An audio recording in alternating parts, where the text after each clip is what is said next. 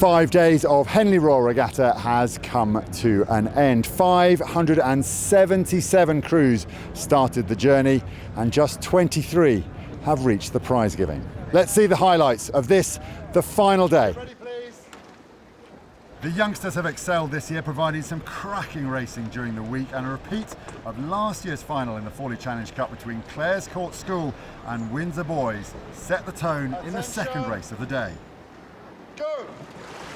So off they go now in the final of the Fawley. Windsor Boys School in the green have got out really fast off the pontoon there. In the yellow boat, trying to match them, Clares Court School. They're just a little bit sharper, Windsor Boys. But now look at the steering issue potentially from Clares Court School heading mid-river, and immediately Sir Matthew Pinsent raises his flag. In fact, he's asking the Windsor Boys School to head back to the Berkshire station. Both teams getting a bit too central there, Sarah. Yeah, it's so easy to do. You want to stay away from the edge of the course. And Windsor Boys School, they raced Leander yesterday and they had to row back through. And they seem to have learned from that. They've gone out today and made sure that they've had a really fast start. I just saw there the Clares Court bowman, Oliver Costley, just looking over his shoulder. He will be having to turn his head now to see where Windsor Boys is, because again, we're seeing a decisive move. Windsor Boys could have just about broken free of the Clares Court bow ball. Yeah, that's the disadvantage that Clares Court School have at the moment. And in fact, it's Windsor Boys School who has just put on a bit of a shift there, snapping through a gear or two, and they've now got it to beyond a length, as you say, Sarah. Yeah, it's beyond a length, and Clare's just having a little bit of problems with their steering there. They're very close to the booms on that buck station. I think they're absolutely fine, but that will have given them a little bit of scare. Absolutely key that they keep together, and they're holding on, still in touch there. Windsor Boys still 3 seconds outside record place, but still leading this race. Clares Court, though, it's not over. As we come into the business end of the race, it's such a slender lead for the Windsor Boys School.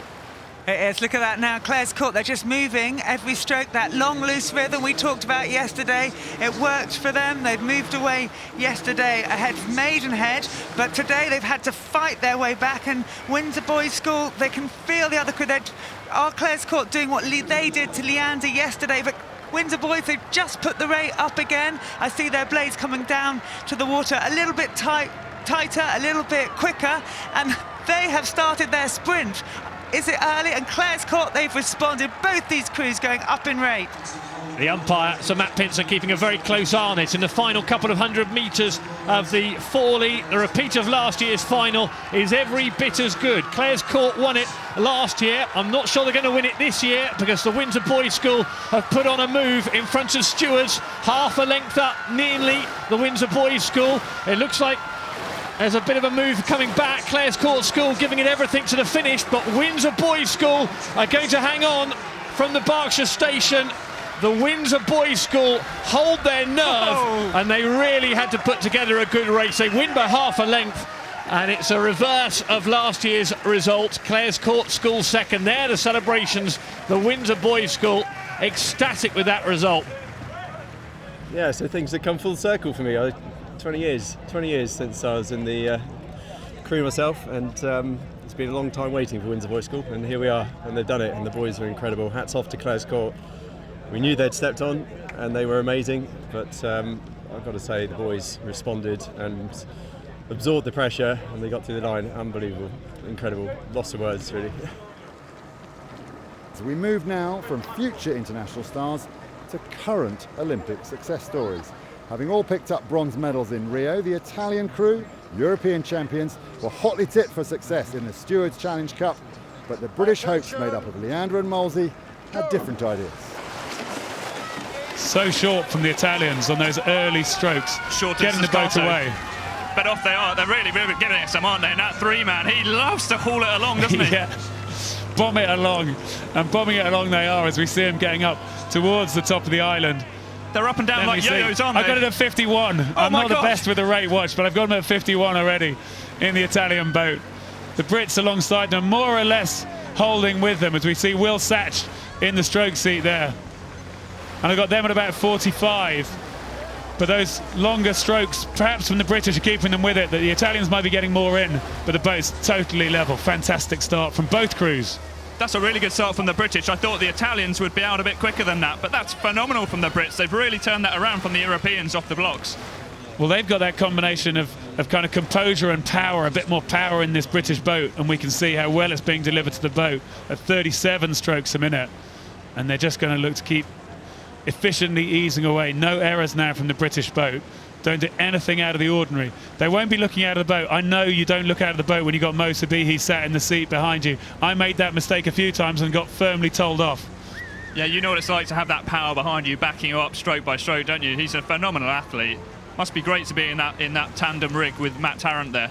Quite different from the Italians, that we see them perfectly happy to have a look over the side there. Giovanni Avignali in the 2-seat having a look. The bowman also choosing to take a look and see, come on, let's get some motivation from seeing what we're doing here. The Brits, by contrast, looking straight down the boat, rowing their own boat, churning it out down the course here as they go past that 3/4 mile mark. The Italians are sprinting, but there can only be about 5 strokes left in the race. I think it's too little too late as they're coming down. 42 for the Italians, but it's not going to be enough as the British cross the line about a length ahead of the Italian 4. And as we said, that's a big, meaningful win, and I can see it in the British crew. Looking strong, that win in the Stewards Challenge Cup for Leander and Molesey ahead of Team Italia. Often you can turn up at Henley and not have quality competition, and this year we've been spoiled with the Italians, with the French and with the South Africans coming over, and we had quite a tough race yesterday, going into an unknown against a crew that we hadn't raced before, and then today we knew that the Italians were quick off the start. We'd raced them at Europeans, and if I'm being honest, they whooped us. So you're kind of nervous about that happening here on your home waters, but we were able to execute our race plan, and it was relatively simple. Annoyingly, it's the same race plan that we did in Europeans, but we just performed today. The Dutch women's crew took advantage of steering issues from the Brits in the quadruple sculls, ending up cruising to victory in the Princess Grace. Over the line come the Dutch. Very impressive from Hollandia Roy Club.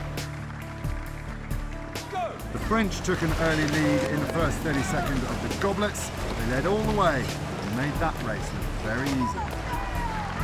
And it's a win for the French pair, the Omfoy brothers. A new event for 2017, the double sculls for women. The New Zealanders absolutely nailed it and stormed home. Germany's Anna Thiele seized the advantage over Victoria Thornley on Thornley's home water and took away the Princess Royal Challenge Cup. The German Olympic champion in women's quadruple sculls adds another distinguished title, a very distinguished title to her laurels. And despite a brave effort from the Brits pushing the New Zealand crew to the very end, it was the Kiwis who celebrated a great win in the remnant. A great row from the British. That will be heartening for them. They will take that contest away from Lucerne.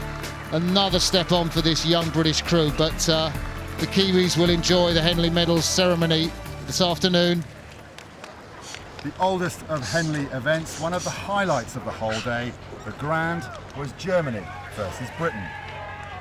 But the British will go out hard. There's no other way to race 8s. Little correction on steering from Martin Zau there. He was drifting just a little bit towards the British. He had to put the rudder on. There you see Johanna Socek, the Rudolfine, Schweiner, Oarsman in the stern. Sets a beautiful rhythm. So the German 8 have changed their gearing. The Olympic 8 that finished second to the British rode on an 83 centimetre gearing. But when they saw the tailwind at the Europeans, they brought their gearing in 82.5, and that's what it is now. A little tighter gearing, and in these tailwind conditions, that's giving them a little more solidity, Sean, and just helping those blades just hold up in the water a little more. Well, I'd have to say I did do a little spy work, and I was in measuring their boat and oars earlier this week in the boat sheds at 6:30, and the Germans have a very heavy gearing, which really helps them get off the start. So that's the mark on the back of Johannes Wiesenfeld, the mark of Deutschland actor. You can follow them on social media, Facebook and Twitter. They've got an account all to themselves. It is the boat in German rowing. Nobody else really wants to know about any other boats, Sean. Look at that blade work. It's fantastic. As I look out as they come towards the finish, the last 5 strokes, another masterclass in rowing from the German crew in the Grand Challenge Cup. They drift across the finish line, and the British, well, they had an overlap at the finish. Germany take that contest. Confirmation, Passau and Trevis Trier from Germany beat Leander and Newcastle University by just over a length. The Kiwis brought a strong team to Henley Royal Regatta and have had some stunning results. None better than Dunham in the Diamonds. John Graves on the far side of your screen in the yellow boat, currently leading this race. On Thursday, he said to us that he wanted to thank his club, the Crafts Free Sculling Centre, and employer for helping to bring him over here to compete in this event and for making this trip happen, and that he was just going to take this regatta one day at a time and seeing what happens. And he certainly progressed very well through this regatta to be here in the final, blowing the cobwebs out yesterday and aiming to control that race. A huge international contingent this year, more than 15 nations competing. The entire New Zealand national team is here as well, and more than 60 crews from the United States of America, which is unbelievable. And it just shows the impact that the footage of YouTube's had. You know, people can watch from all over the world. It's encouraging people to come over. And just as they're starting to come up now, Matt is starting to ease his way back against John as they come into about half a length between them. And it's all on here. Both scullers lifting their rate now. Or a little tip there from John Graves as he puts his rate up. He's looking over his shoulder at Matt Dunham, but Matt Dunham is not looking. He is going for it. He is jacking that rate up. And he's just going through the gears there. Look at the sprint there. It's just going up, and there's nothing more pleasing as you come alongside someone at that point in the race. This is absolutely incredible. Matt Dunham, I think he's going to do it. John Graves looks like he's popped. It is Matt Dunham who's now moving back out to more than a length lead over John Graves from the United States of America, coming down to the line in the final of the Diamond Challenge Sculls. It's cracked him. That is an incredible race there by Matt. And it's a familiar sight. A Kiwi rower crossing the line, winning the Diamond Challenge Sculls. It is Matthew Dunham over John Graves from the United States of America. So that is the end of Henley Royal Regatta for 2017. It has been an absolute privilege to bring it to you. You can, of course, watch any of the races, not just the finals. All 5 days will be on our YouTube. It has been absolutely brilliant to be part of it. Thank you very much for 2017, and we're all looking forward to 2018 already. Bye-bye.